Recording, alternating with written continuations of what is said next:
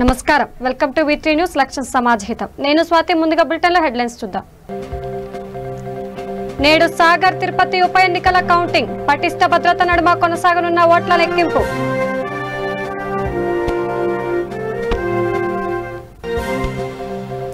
తూర్పు గోదావరి జిల్లా ఉన్నతాధికారులతో డిప్యూటీ సీఎం సమీక్ష కరోనా నియంత్రణ చర్యలపై ఆళ్ల నాని చర్చ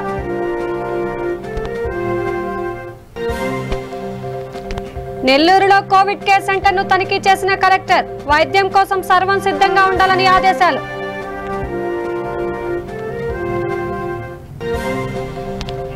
గుంటూరులో ఆక్సిజన్ నిల్వలపై కలెక్టర్ ప్రత్యేక చర్యలు ఆక్సిజన్ ప్లాంట్ ను సందర్శించిన పాలనాధికారి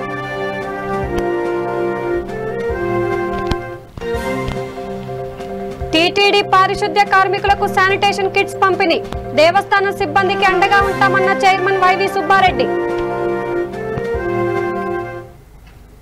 ఇక డీటెయిల్స్ చూస్తే తెలుగు రాష్ట్రాల్లో ఉప ఎన్నికలు జరిగిన తిరుపతి పార్లమెంట్ నాగార్జున సాగర్ శాసనసభ స్థానాల్లో ఇవాళ ఫలితాలు వెలువడనున్నాయి. ఇవాళ ఉదయం 8 గంటలకు ఈ ఎన్నికల కౌంటింగ్ ప్రారంభమైంది. పటిష్ట భద్రత, కఠిన కరోనాల నిబంధనల మధ్య ఓట్ల లెక్కింపు జరుగుతున్నాయి. ఉప ఎన్నికల కౌంటింగ్ ప్రక్రియకు పటిష్ట బందోబస్తు ఏర్పాటు చేసినట్లు ఎన్నికల అధికారులు తెలిపారు. ఇక పార్టీల గెలుపుపై ఎవరి లెక్కలు వారు వేసుకుంటున్నారు. ఎగ్జిట్ పోల్స్ మాత్రం సాగర్లో టీఆర్ఎస్, తిరుపతిలో వైసీపీ గెలుస్తాయని చెప్పేశాయి. అయితే విజేత ఎవరు అనేది మాత్రం నేడు తేలనుంది.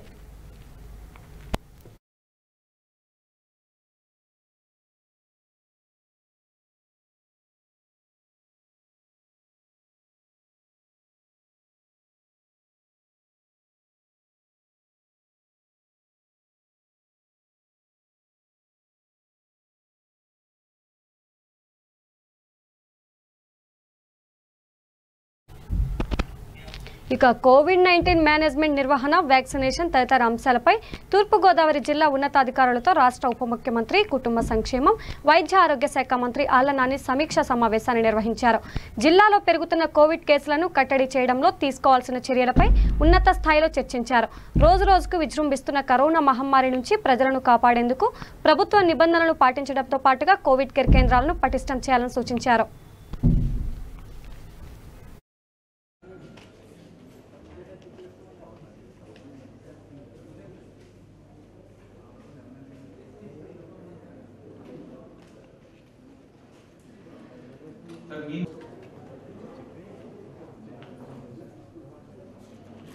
మేము roles and responsibility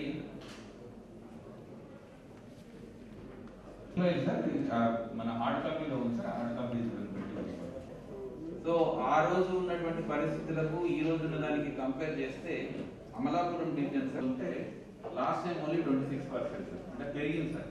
similarly Kakinada చాలా ఎక్కువ పెరిగింది.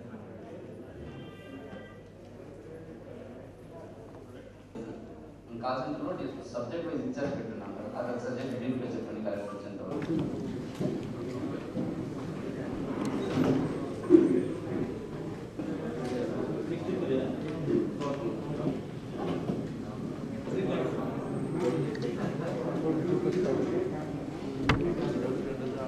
సార్ వెలుగారు కొంచెం తగ్గింది స్టార్ట్ చేయను.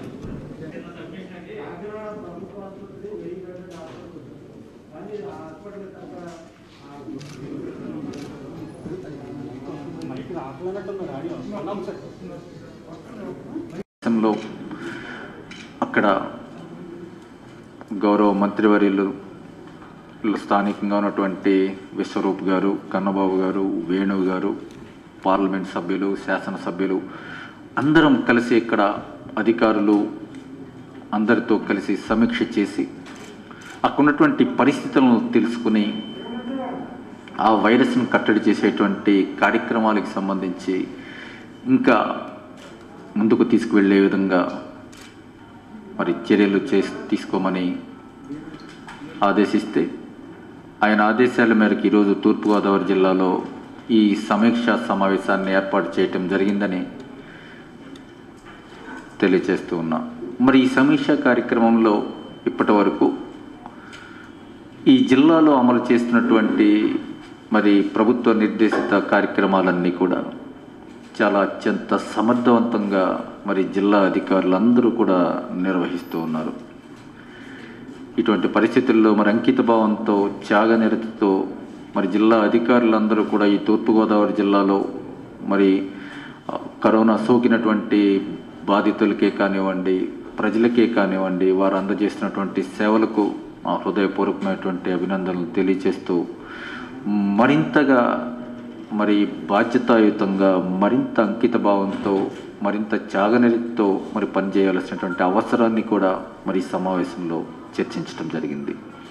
ఆ కార్యక్రమంలో భాగంగానే మన గౌరవ ముఖ్యమంత్రి గారు అనునిత్యం మరి ఈ వైరస్ కట్టడిపై సమీక్షలు చేస్తూ జిల్లా అధికారులతో, కింద స్థాయి అధికారులతో కూడా ఆయన స్వయంగా మరి వారే ఇంటరాక్ట్ అవుతూ వీడియో కాన్ఫరెన్సుల ద్వారా కానివ్వండి, ఇతర సమీక్షల ద్వారా కానివ్వండి, వారే ఇంటరాక్ట్ అవుతూ ఆయన ప్రతిరోజు వారందరికీ కూడా మార్గనిర్దేశకత్వం చేస్తూ అనేక సలహాలు, సూచనలు ఇస్తూ మమ్మల్ని అందరినీ కూడా అప్రమత్తం చేస్తూ జిల్లాలో ఉన్నటువంటి అధికారులను మమ్మల్ని అందరినీ కూడా అప్రమత్తం చేస్తూ ఏ విధంగా కరోనా నివారణ కార్యక్రమాల్లో దేశానికి ఆదర్శవంతంగా ఉన్నారో మనకందరికీ కూడా తెలుసు.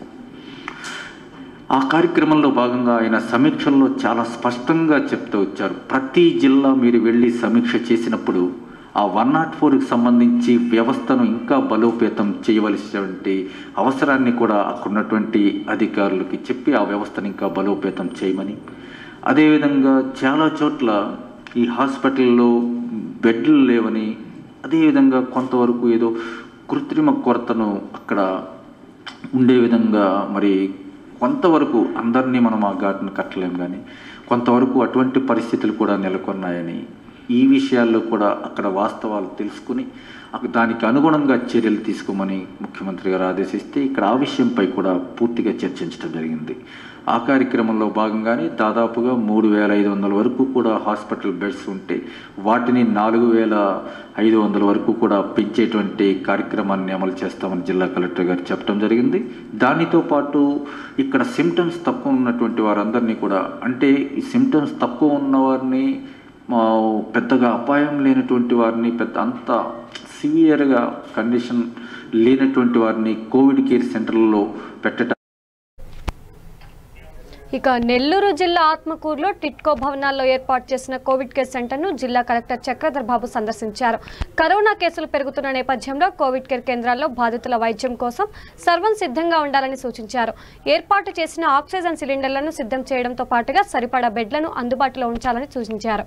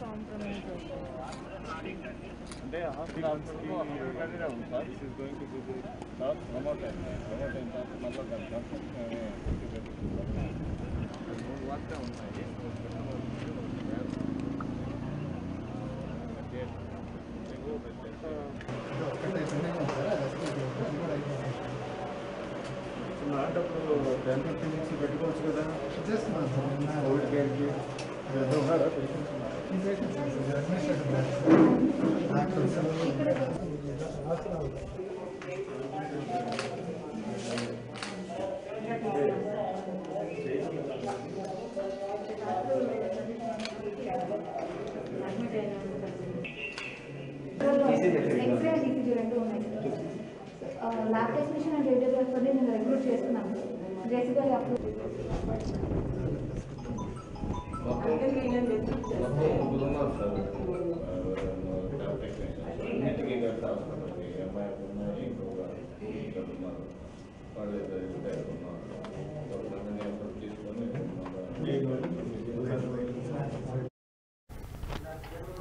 ఇక ఇక ఏపీలో ఆక్సిజన్ నిల్వలపై ఆందోళన వ్యక్తమవుతున్న తరుణంలో అధికారులు వాటిపై దృష్టి సారిస్తున్నారు. కరోనా బాధితులకు అత్యవసరమైన ఆక్సిజన్ కొరత లేకుండా ఉండేలా యంత్రాంగాన్ని ఎప్పటికప్పుడు అప్రమత్తం చేస్తున్నారు. గుంటూరు జిల్లా కలెక్టర్ వివేక్ నగర్లో ఉన్న ఆక్సిజన్ ప్లాంట్ను సందర్శించారు. ఆక్సిజన్ నిష్పత్తి తగ్గకుండా ఉండేలా చర్యలు తీసుకోవాలని సూచించారు.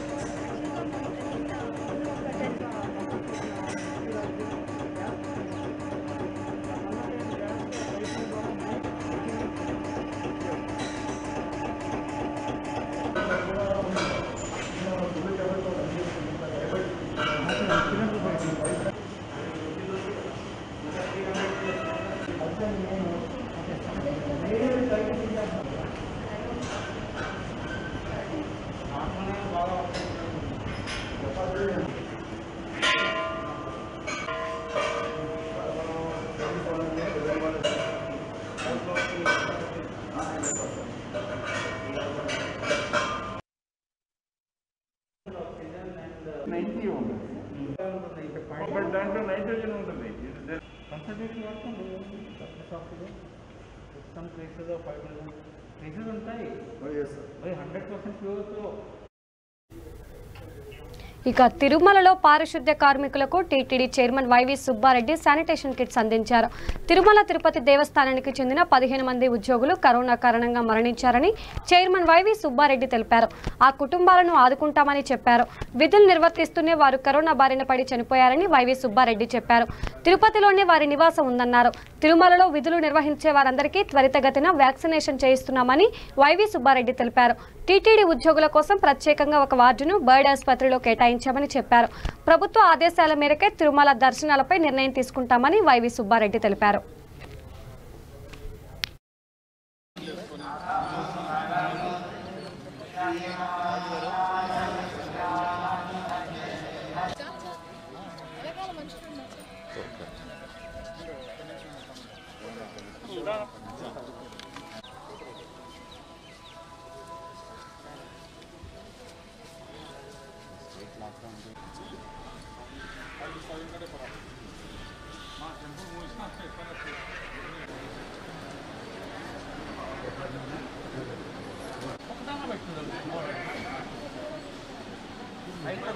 ఒక సెట్ పెట్టండి.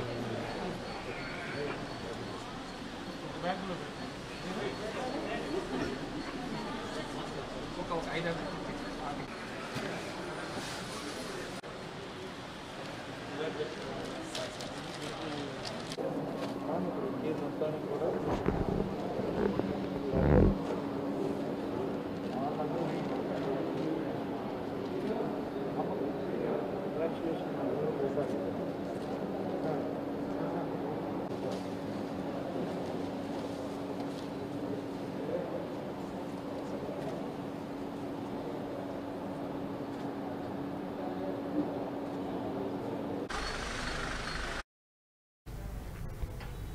ఇక కరోనా విజృంభణ రోజు రోజుకు పెరిగిపోతోంది. శ్రీకాళహస్తి ఏరియా ఆసుపత్రిలో పేరుకు 100 పడకల ఆసుపత్రి అయిన కోవిడ్ విభాగంలో కేటాయించింది కేవలం 50 పడకలు మాత్రమే.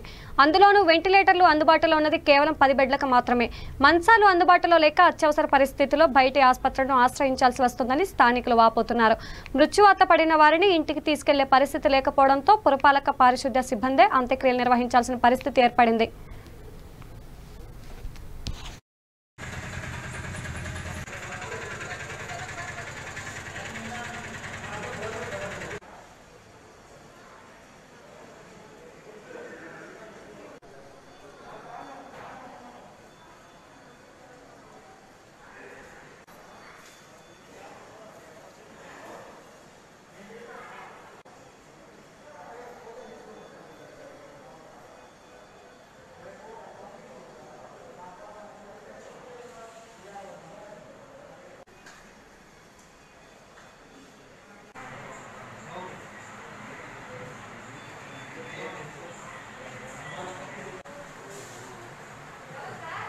మేము వీడియో వాళ్ళదమ్మా.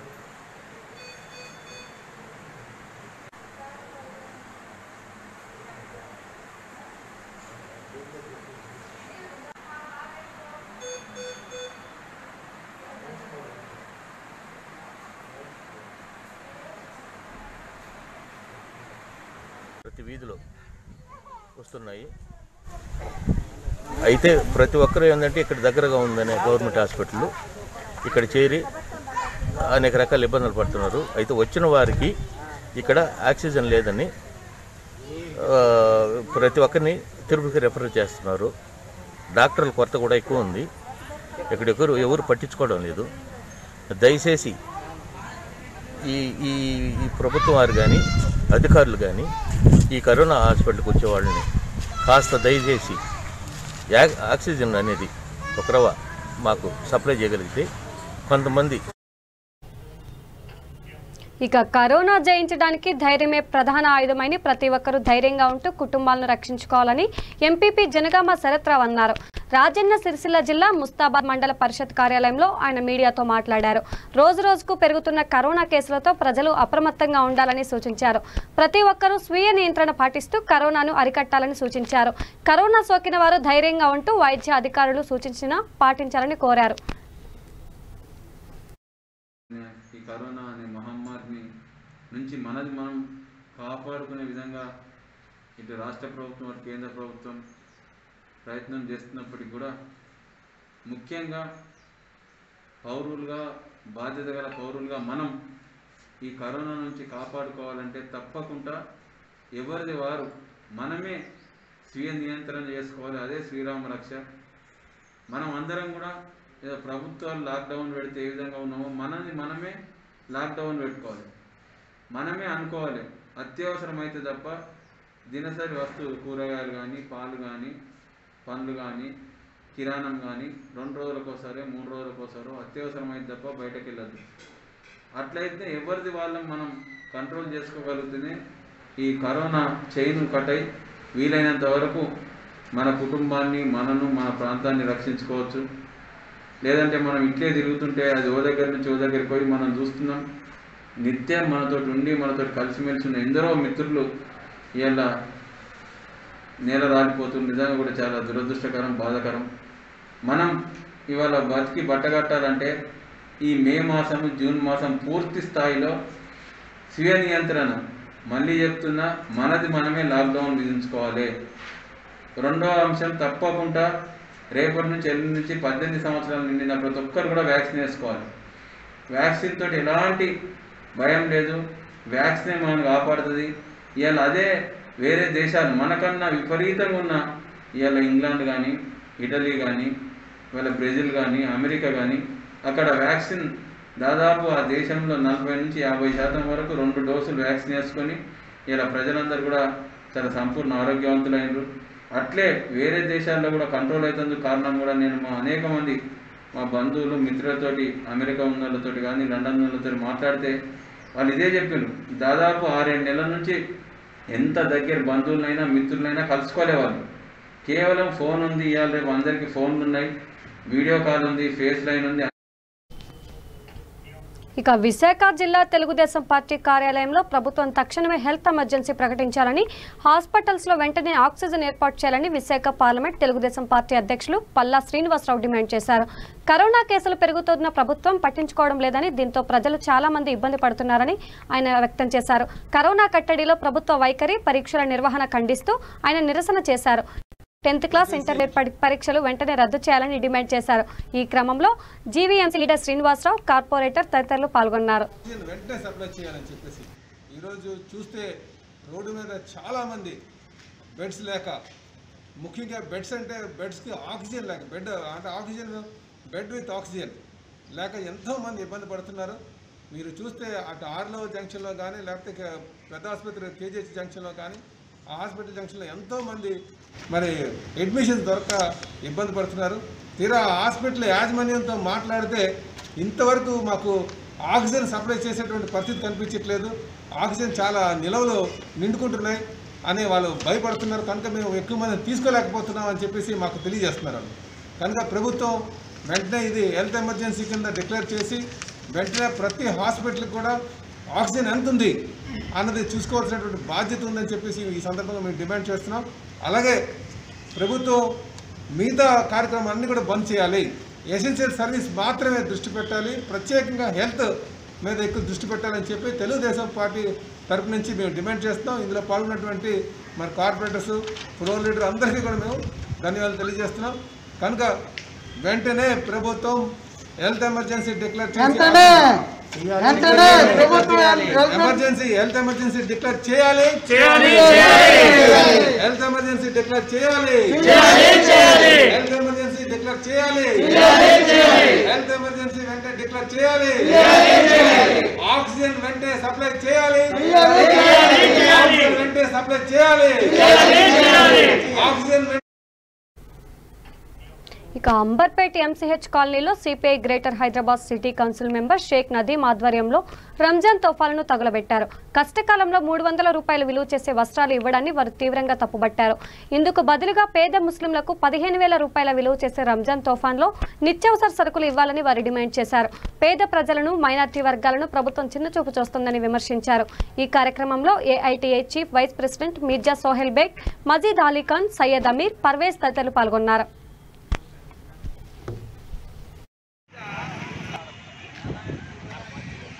आज तेलंगाना गवर्नमेंट की तरफ से मुसलमानों को रमज़ान का स्पेशल गिफ्ट दिया गया। आप देखिए, आप वीडियो में देख सकते हैं, जो कपड़ा पहनने के लायक नहीं है, वो जो छोटे बच्चों को बचपन में छोटे बच्चों को जो फालियाँ पहनाते वो तरीके के लायक है।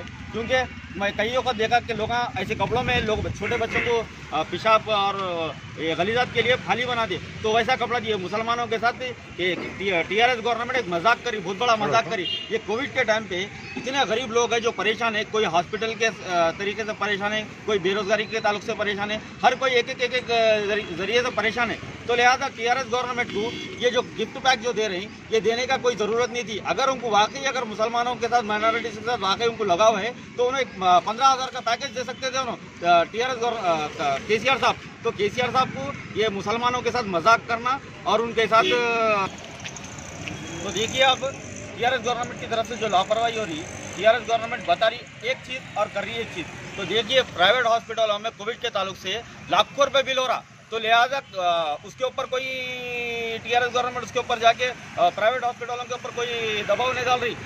गवर्नमेंट हॉस्पिटल के अंदर जो फैसिलिटीज़ मिलना है वो फैसिलिटीज़ नहीं मिल रही। आप देखिए ऑक्सीजन का मामला, ऑक्सीजन के ताल्लुक से कई लोग मर गए। सुने ना, टीआरएस गवर्नमेंट को जर्री सी तकलीफ नहीं है उसके ताल्लुक से। रमज़ान के अंदर लेके आके मुसलमानों के जज्बात के साथ खेलने के लिए आप देखिए लेके आके गिफ्ट पैक दीजिए। उसके साथ मिले हुए हमारे मस्जिद के सदरा भी है, सदरों के अंदर गवर्नमेंट बोल रही सोशल डिस्टेंस मेंटेन करो। अब देखिए मस्जिद के सदरा जो चापलूसी करने वाले हैं, हाँ आज देखिए हर मस्जिद के अंदर एक एक आदमी सियासतदान आ गया, उसके अंदर पूरी मस्जिदों में सियासत चल रही। हाँ इस्लाम क्या इजाज़त दे रहा, तकरीबन जो भी औरतें हैं अपने मुसलमान औरतों को गोशा पर्दा करने की इजाज़त दे रहा। वो गैर महरम गैर मुसलमान गैर आदमी के सामने लेके आके औरतों को ठहरा के एक कपड़े की पैकेट दे रहे, वो भी 150 और 200 रुपये का कपड़ा है, 150-200 की पैकेट देके उन लोगों की बेइज्जती कर रहे हैं, गरीब का मजाक उड़ा रहे हैं। इनका मकसद यही है कि गरीब जिंदगी भर गरीब रहना, बल्कि उनका मकसद है। तो सुने ना, आप देखिए बदकमा के टाइम पे देखिए, आप बदकमा के टाइम पे हर फंक्शन हॉल में बुला के बड़ी मीटिंग करके मिनिस्टर आके बदकमा के टाइम पे देते। आज देखो मुसलमानों के पुरसाने हाल नहीं है। माइनॉरिटी फाइनेंस कॉर्पोरेशन की तरफ से जो बजट सेंक्शन हुआ, कितना बजट सेंक्शन हुआ, क्या हुआ। आज देखो अगर एक गरीब आदमी सुबह का अगर खा रहा तो शाम के वांदे है उसके। सुने ना, ये देख रहे हैं टीआरएस गवर्नमेंट को समझ नहीं आ रहा। कर्फ्यू लगा दिया, नाइट कर्फ्यू, नाइट के अंदर ही रमजान के अंदर कई ऐसे बंडी वाले हैं। ఇక నిజామాబాద్ జిల్లాలో అకాల వర్షం బీభత్సం సృష్టించింది. ఒక్కసారిగా ఉరుములు మెరుపులతో భారీ వర్షం పడటంతో కొనుగోలు కేంద్రాల్లో ధాన్యం తడిసి ముద్దయింది. చేతికొచ్చిన పంట నీటి పాలవుతుండటంతో రైతులు దిక్కుతోచని స్థితిలో ఉన్నారు. ప్రభుత్వమే ఆదుకోవాలని విజ్ఞప్తి చేశారు.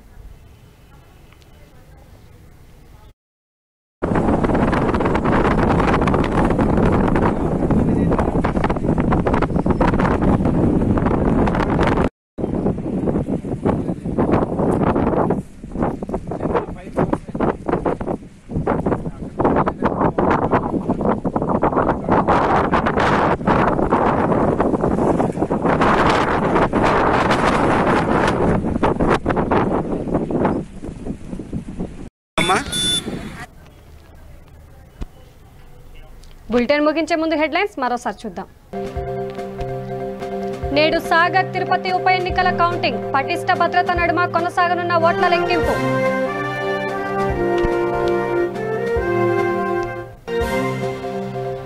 తూర్పుగోదావరి జిల్లా ఉన్నతాధికారులతో డిప్యూటీ సీఎం సమీక్ష, కరోనా నియంత్రణ చర్యలపై ఆళ్ల నాని చర్చ.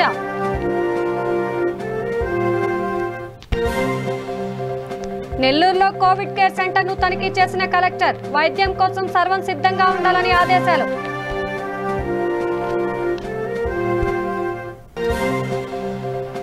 గుంటూరులో ఆక్సిజన్ నిల్వలపై కలెక్టర్ ప్రత్యేక చర్యలు.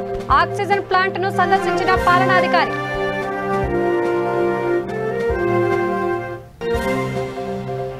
టీటీడీ పారిశుద్ధ్య కార్మికులకు శానిటేషన్ కిట్స్ పంపిణీ. దేవస్థాన సిబ్బందికి అండగా ఉంటామన్న చైర్మన్ వైవి సుబ్బారెడ్డి. ఇవి బులెటిన్ అప్డేట్. చూస్తూనే ఉండండి V3 న్యూస్. లక్ష్యం సమాజ్ హితం. మాస్క్ ధరించండి, ప్రాణాలను కాపాడుకోండి.